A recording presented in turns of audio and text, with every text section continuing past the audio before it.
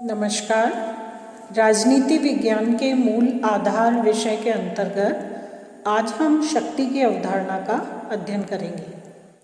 शक्ति की अवधारणा जैसा कि व्यवहारिक रूप में देखने समझने में आता है, एक प्रभावकारी तत्व के रूप में शक्ति समस्त राजनीतिक क्रियाओं को प्रभावित करने वाला दृश्य या अदृश्य कारक माना जाता है। सबसे पहले मूल प्रश्न ये होता है कि शक्ति से हमारा तात्पर्य क्या है, शक्ति का अर्थ क्या है।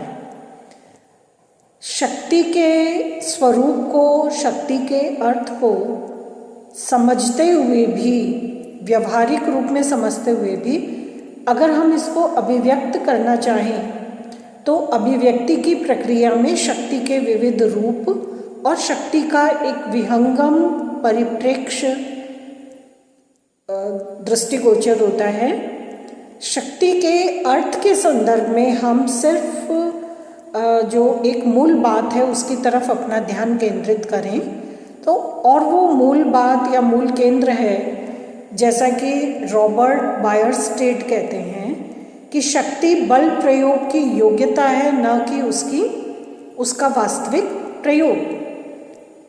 कोई भी इकाई, कोई भी व्यक्ति किस प्रकार से बल प्रयोग कर सकता है, उसमें कितनी योग्यता और क्षमता है बल प्रयोग करने की, उसका सत्ता या प्रभावकारी स्थान कितना उच्च है या निम्न है या मध्यम है, ये सारे फैक्टर्स ये निश्चित करते हैं कि वो पक्ष कितना शक्तिशाली है। तो बायरस्टेड ये मानते हैं कि शक्ति बल प्रयोग की योग्यता है, ना कि उसका वास्तविक प्रयोग। इसी प्रकार ऑर्गेन्स्की ये मानते हैं कि शक्ति दूसरों के आचरण को अपनी इच्छा और अपने लक्ष्य के अनुसार प्रभावित करने की क्षमता है। ये वस्तुतः शक्ति का एक बहुत ही मूल और व्यवहारिक रूप प्रकट करने वाला कथन है कि शक्ति दूसरों के व्यवहार को अपनी इच्छा और अपने लक्ष्य के अनुसार प्रभावित करने की क्षमता है। इसका मतलब है कि शक्ति का मूल स्वरूप उस किसी कार्य या क्रिया के परिणाम में है, उसके साधन में नहीं है। दूसरे के व्यवहार को अपनी इच्छा के अनुसार प्रभावित करने की क्षमता का नाम है शक्ति। किस प्रकार से प्रभावित किया गया, किन साधनों का प्रयोग किया गया, वो द्वितीयक स्तर का मैटर हो जाता है या द्वितीय स्तर की बात हो जाती है। प्राथमिक स्तर पर शक्ति का मतलब है दूसरों के व्यवहार को अपने लक्ष्य और इच्छा के अनुसार प्रभावित करने की योग्यता और क्षमता। ये योग्यता और क्षमता जिस पक्ष में जिस स्तर की होगी उसे उसी स्तर का शक्ति स्वरूप माना जाता है। तो शक्ति जो है वो एक प्रकार से अपनी इच्छा के अनुसार दूसरों के व्यवहार को प्रभावित करने की योग्यता और क्षमता है। अब हम दो कारक देखते हैं, एक तो है शक्ति और एक है बल। शक्ति और बल जो हैं वो सामान्य रूप में हम व्यवहारिक तौर पर इन्हें समान मानते हैं, लेकिन शक्ति और बल जो हैं वो समान नहीं हैं, बल्कि इनमें कुछ साध्य और साधन का अंतर है। जैसे बादल में बिजली रहती है, उसी प्रकार से शक्ति में बल समाहित होता है, लेकिन बल और शक्ति जो है वो बिल्कुल समान नहीं है। बल प्रयोग शक्ति का उपकरण है, साधन है, एकमात्र साधन नहीं है, बल्कि अनेक प्रकार के साधनों में से एक साधन जो है शक्ति का, वो बल प्रयोग भी है। तो बल प्रयोग शक्ति का उपकरण है, उसका साधन है, उसका माध्यम है, इसलिए ये साध्य जो है वो शक्ति है और साधन के रूप में बल अनेक साधनों में से एक साधन की भूमिका में रहता है। दूसरा, अगर इनमें हम अंतर देखें तो बल प्रयोग जो है वो हिंसा पर आधारित है। बल प्रयोग एक प्रकार से उग्रता पूर्वक साधनों के प्रयोग पर आधारित है, और शक्ति जो है वो एक प्रकार का मनोवैज्ञानिक प्रभाव है।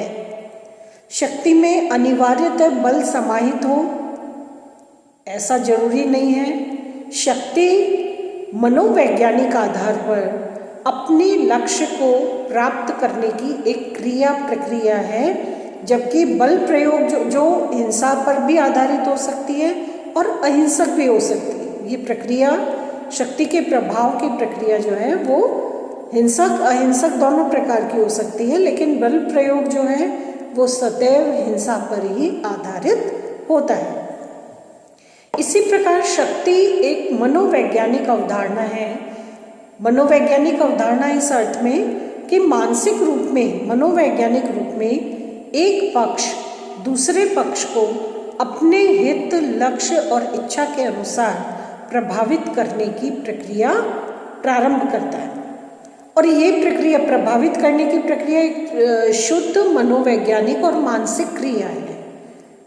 इसलिए शक्ति मनोवैज्ञानिक क्षमता से युक्त है, जबकि बल जो है वो क्योंकि भौतिक साधनों पर, हिंसा पर, उग्रता पर, प्रत्यक्ष साधनों पर के माध्यम से अभिव्यक्त होता है, इसलिए बल जो है वो एक प्रकार की भौतिक क्षमता है। तो शक्ति के तत्व की जो क्रियात्मक पृष्ठभूमि है वो मनोविज्ञान है, मानसिक स्तर है, और बल का जो क्रियात्मक अभिव्यक्ति का स्तर या पृष्ठभूमि है वो भौतिक है। इसलिए बल भौतिक क्षमता है और शक्ति जो है वो मनोवैज्ञानिक और मानसिक क्षमता कहलाती है। इसी प्रकार शक्ति अदृश्य है और बल प्रयोग जो है वो दृश्य है, क्योंकि बल प्रयोग भौतिक साधन और क्षमता पर आधारित है। इसलिए बल प्रयोग की जो स्थितियां हैं, चाहे हिंसक रूप में है या जोर जबरदस्ती के रूप में, हथियारों के प्रयोग के संदर्भ में है या हिंसा के किसी भी रूप से संबंधित है, तो बल प्रयोग जो है वो दृश्य है, देखा जा सकता है, प्रत्यक्ष है, और शक्ति जो है वो अदृश्य है। शक्ति की प्रक्रिया में शक्ति का जो प्रभाव है वो परिणाम के रूप में, परिवर्तन के रूप में देखने में आता है, अनुभव किया जा सकता है, लेकिन शक्ति की इस प्रक्रिया यानी दूसरे के व्यवहार को अपनी इच्छा के अनुसार प्रभावित करने की जो प्रक्रिया है ये सदैव दृश्य नहीं होती बल्कि अदृश्य होती है। तो जैसा कि बायरस्टेड ने, हमने शुरू में अभी देखा, बायरस्टेड ने कहा है कि शक्ति जो है वो बल प्रयोग की योग्यता और क्षमता है, ना कि उसका वास्तविक प्रयोग। इसी प्रकार शक्ति के संदर्भ में एक और अवधारणा या एक और तत्व आता है, वो है प्रभाव। ऐसा लगता है कि शायद शक्ति और प्रभाव दोनों एक ही प्रकार की स्थितियां हैं या एक ही प्रकार की अवधारणाएं हैं, तो उनमें भी कुछ बेसिक, दोनों में, प्रभाव और शक्ति में भी अंतर देखते हैं।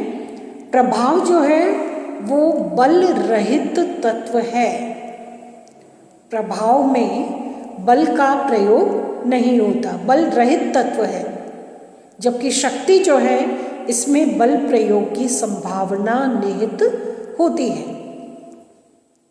यदि शक्ति से बल प्रयोग, दंड और हिंसा को हटा दिया जाए तो वो प्रभाव बन जाता है। तो प्रभाव जो है वो बल रहित तत्व है, जबकि शक्ति में बल प्रयोग की संभावना सदैव रहती है। प्रभाव जो है वो शक्ति का अदृश्य रूप है, क्योंकि दोनों तत्व, प्रभाव और शक्ति, दोनों अप्रत्यक्ष, अदृश्य कारकों के आधार पर संचालित होता है। ये मनोवैज्ञानिक और मानसिक क्रिया से घनिष्ठ रूप से संबंधित अवधारणाएं हैं। इसलिए प्रभाव और शक्ति दोनों का रूप जो है वो अदृश्य होता है, जो परिणाम या परिवर्तन की तरह से अभिव्यक्त होता है। शक्ति में कठोर भौतिक बल का प्रयोग करने की संभावना होती है, या शक्ति में कठोर प्रतिबंध या बल और कहना चाहिए उग्रता या कुछ हिंसात्मक साधनों का भी प्रयोग किया जा सकता है, लेकिन प्रभाव में हमेशा आग्रह, अनुनय, विनय, नम्रता, नैतिकता, इनका पुट होता है। तो शक्ति अलोकतांत्रिक है इस अर्थ में क्योंकि उसमें कुछ हद तक या किसी स्तर पर हिंसा और उग्रता का प्रयोग किया जा सकता है, जबकि क्योंकि ये बल पर, भय पर आधारित है, जबकि प्रभाव जो है वो पूरी तरह से सहमति पर आधारित होने के कारण, नैतिकता और अनुनय विनय की प्रक्रिया पर आधारित होने के कारण ये पूरी तरह से लोकतांत्रिक तत्व माना जाता है। शक्ति और बल ये दोनों भौतिक तत्वों पर आधारित हैं, इसलिए इनका प्रयोग सीमित होता है, जबकि प्रभाव अर्जित करने वाले और इसका प्रयोग करने वाले पर किसी प्रकार की कोई सीमा नहीं होती। देखिए, जब हमने बल और शक्ति का अध्ययन किया तो हमने ये माना कि बल जो है वो भौतिक तत्व है और शक्ति जो है वो मनोवैज्ञानिक कारक है। लेकिन जब हम शक्ति और प्रभाव का अध्ययन करते हैं तो तुलनात्मक रूप में यदि हम देखें तो शक्ति जो है वो प्रभाव की तुलना में अधिक भौतिक है, क्योंकि उसमें बल प्रयोग की संभावना निहित है। इसलिए शक्ति भौतिक कारक है और प्रभाव जो है वो एक मनोवैज्ञानिक कारक है। इसलिए भौतिक तत्वों पर आधारित होने के कारण जो शक्ति का तत्व है वो सीमित रूप में इसका प्रयोग किया जा सकता है, लेकिन नैतिक तत्व पर आधारित होने के कारण, मनोवैज्ञानिक आधार से अभिव्यक्त और पुष्ट होने के कारण प्रभाव का जो कारक है उसका असीमित रूप में अभिव्यक्ति होना संभव है। तो प्रभाव अर्जित करने की कोई सीमा नहीं होती, शक्ति का प्रयोग करने की निश्चित सीमा होती है। शक्ति बाध्यकारी तत्व है, जबकि प्रभाव जो है अनुनय की मानसिक क्रिया है। तो एक मानसिक कारक है और शक्ति, प्रभाव जो है वो मानसिक कारक है और शक्ति बाध्यकारी तत्व के रूप में बल का कारक है। तो शक्ति जो है वो निर्विकल्प होती है, इसलिए कटुता उत्पन्न होती है।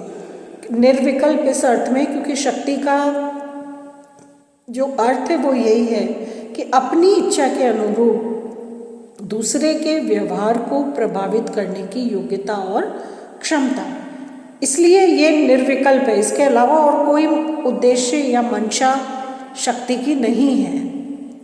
इसलिए शक्ति से कटुता, तनाव, वैमनस्य भी उत्पन्न हो सकता है, जबकि प्रभाव जो है वो एक प्रकार का मानसिक मनोवैज्ञानिक सामंजस्य है, जिसमें किसी प्रकार की कटुता या दुराव या किसी भी प्रकार का वैमनस्य उत्पन्न होने की गुंजाइश या इसकी कोई संभावना नहीं होती। तो मूल रूप में अगर हम देखें तो हमें ये तीन तत्व शक्ति, बल और प्रभाव समान लगने के उपरांत भी ये वस्तुतः समान नहीं है।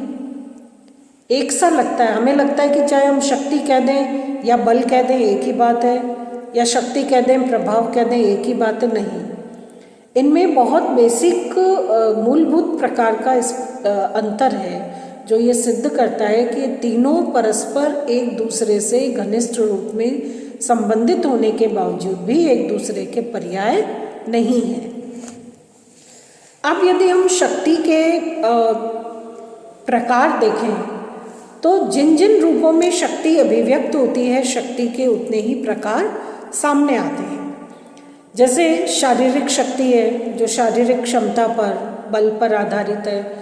मनोवैज्ञानिक शक्ति जो मानसिक योग्यता और दक्षता से अभिव्यक्त और उजागर होती है। आर्थिक शक्ति है जो धन, पैसा या वित्तीय संसाधनों से अभिव्यक्त होती है। इसी प्रकार बल है, प्रभुत्व है या चतुरता, चातुर्य है, कानूनी आधार से निर्मित शक्ति का प्रकार है। परंपरागत रूप में प्राप्त की गई शक्ति की नीति या साधन है। करिश्मावादी है, चमत्कारिक गुणों के आधार पर या चमत्कारिक प्रक्रिया के आधार पर शक्ति प्राप्त होती है। शक्ति अगर दृश्य रूप में है तो वो दृश्य शक्ति है, अदृश्य रूप में शक्ति के कारक यदि दिखाई नहीं पड़ते हैं तो वो अदृश्य शक्ति कहलाती है। शक्ति का स्वरूप यदि दमन का है, हिंसा और बल प्रयोग का है, तो वो दमनात्मक शक्ति है। या अगर अनुनय, विनय और नम्रता पर शक्ति का साधन आधारित है तो वो अदमनात्मक भी हो सकती है। फिर शक्ति कितने पक्ष से संचालित हो रही है? अगर एक पक्ष उसका प्रयोग कर रहा है, एक पक्षीय शक्ति है। दो पक्ष हैं, द्विपक्षीय शक्ति। यदि अनेक पक्ष शक्ति के प्रक्रिया में भाग लेते हैं या उसके केंद्र के रूप में अभिव्यक्त होते हैं तो बहुपक्षीय शक्ति का स्तर है। इसी प्रकार केंद्रित, विकेंद्रित या विस्तृत शक्ति के रूप होते हैं। क्षेत्रीयता के आधार पर भी शक्ति के रूपों को समझा जाता है, जैसे जिला स्तर, प्रांत स्तर, राष्ट्रीय, अंतर्राष्ट्रीय। इस प्रकार शक्ति का क्षेत्र, प्रयोग किया जाने का क्षेत्र क्या है? व्यक्तिगत शक्ति, सार्वजनिक, दलीय शक्ति, उसका क्षेत्र या संगठन का स्तर क्या है, उसके अनुसार भी शक्ति के रूपों को समझा जाता है। इसी प्रकार शक्ति की मात्रा और उसके प्रभाव आदि के आधार पर भी शक्ति को देखा जाता है। जैसे हम कहते हैं महाशक्ति, मध्यम शक्ति या निम्न शक्ति। तो ये शक्ति के सामान्यतः प्रकार हैं जो शक्ति किन किन साधनों से, किन किन स्रोतों से, किस रूप में, किस प्रकार से अभिव्यक्त हो रही है, उसी के आधार पर उसको पहचाना जाता है। अब इस शक्ति को प्रयोग में लाने की पद्धतियां या विधियां क्या हैं? एक व्यक्ति की शक्ति उतनी ही कही जा सकती है जितनी मात्रा में वो अपनी इच्छा के अनुसार दूसरे के व्यवहार को परिवर्तित कर पाए। एक पक्ष उतना ही शक्तिशाली कहलाएगा जितना वो अपने उद्देश्य और इच्छा के अनुरूप दूसरे के व्यवहार को प्रभावित और प्रेरित या परिवर्तित कर पाए। शक्ति को प्रयोग में लाने की जो पद्धतियां हैं वो किसी भी रूप में बाधित नहीं है, सीमित नहीं है। साम, दाम, दंड, भेद, सर्व साधनों का प्रयोग शक्ति की नीति में समाहित होता है। तो शक्ति समझाना, बुझाना, प्रलोभन देना, आर्थिक लालच देना या बल और शक्ति का भी प्रयोग करना या दंडात्मक कार्यवाही कर लेना, दंडात्मक साधनों का प्रयोग करना, तो साधन ज़्यादा महत्वपूर्ण नहीं है। शक्ति की प्रक्रिया में साधन महत्वपूर्ण नहीं है। येन केन प्रकारेण, किसी भी प्रकार से, किसी भी साधन से अपनी इच्छा को प्रभावी बनाते हुए दूसरे के व्यवहार को उसके अनुरूप प्रभावित या प्रेरित या परिवर्तित कर लेना। शक्ति के जो स्रोत हैं उनमें ज्ञान है, प्राप्तियां हैं, संगठन है, आकार है। इन सब के आधार पर शक्ति को देखा और समझा या उसका मूल्यांकन किया जाता है। लॉसवेल ने शक्ति को कैसे प्राप्त किया जाता है, कैसे नापा जाता है, उसका मापदंड क्या होता है, इसके लिए who gets what, when and how, इस पुस्तक में एक विश्लेषण किया। उस विश्लेषण के आधार पर वो ये मानते हैं कि शक्ति के अनुमान और वास्तविकता में अंतर होता है और शक्ति को समझने और उसको व्यापक रूप में स्थापित करने का या शक्ति को जानने का जो आधार है वो है कि शक्ति विश्वसनीय होनी चाहिए, शक्ति की विशिष्ट रूपता का महत्व होता है, शक्ति का तत्व परिवर्तनशील होता है, स्थिर और स्थायी नहीं होता, और शक्ति सापेक्ष होती है और इसका स्वरूप हमेशा तुलनात्मक रहता है। इस प्रकार लॉसवेल शक्ति की अवधारणा के बारे में who gets what, when and how, इस पुस्तक में वो इसका विवेचन करते हुए शक्ति के तत्व को और ज़्यादा अभिव्यक्ति देते हैं। तो इस प्रकार हम ये देखते हैं कि शक्ति का तत्व व्यवहारिक रूप में एक ऐसा तत्व है जो किसी भी प्रकार की साधन प्रक्रिया से अपने इच्छित प्रभावों की उपज के रूप में स्थापित होता है। धन्यवाद।